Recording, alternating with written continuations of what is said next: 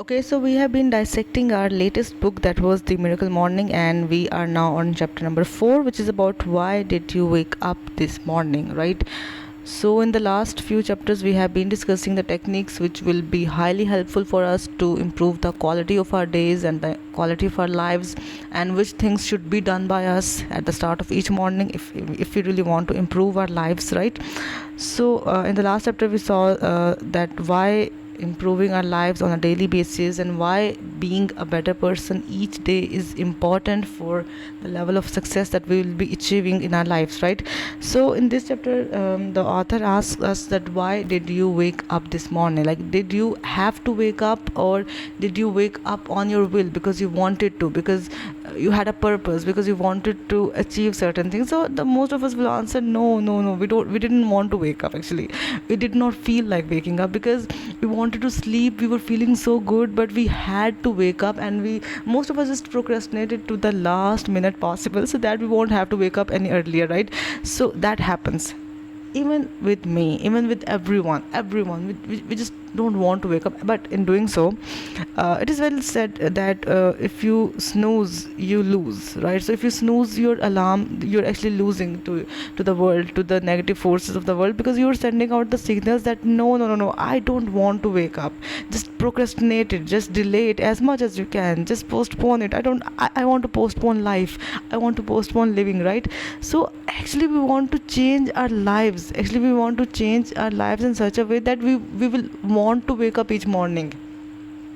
So actually we need to design our lives in such a way that our purpose will be so great, our purpose will be so much better than ourselves, that we would want to pursue it every day. We would want to get up for it every day, right?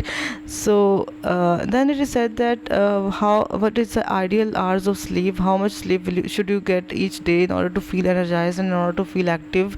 So there's no fixed magic number. You can't just tell that if I slept for like 8 hours, I'll be feeling good, I will be feeling energized or vital, right? That's not important. That fixed number is not important. Even if you get a 4 hour sleep, you might not be feeling tired, because I have seen it that whenever we are supposed to go on any trip, we get up each morning, on that particular morning, feeling good, right? Even if we hadn't slept the whole night, but we will feel good the next morning, and we will get out of bed on our own without snoozing the alarm, because we want to, because we are excited for the day, we are excited for that day. That excitement actually causes us to you can say give up sleeping, right? So we should be designing our days in such a way that we would feel equally excited every single day, and we would want to, actually not have to, but want to get out of our beds every day, right?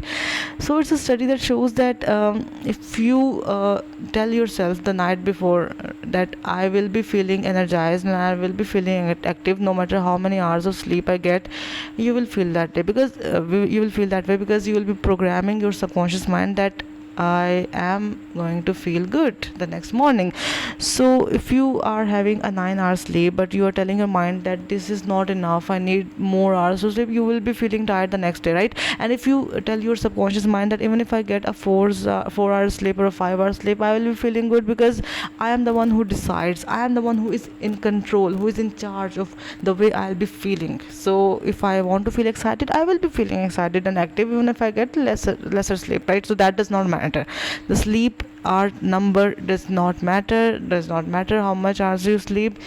Even if you slept for 9 hours, you might feel tired. Even if you slept for 4 hours, you might feel active. So from now onwards, from this moment on, we will be talking about the techniques which we can use to reprogram our subconscious mind into believing, and to causing it to believe that how we can get up each day with the same enthusiasm as we feel when we are excited to go on a trip, or on more interesting, or to start a more interesting day, right?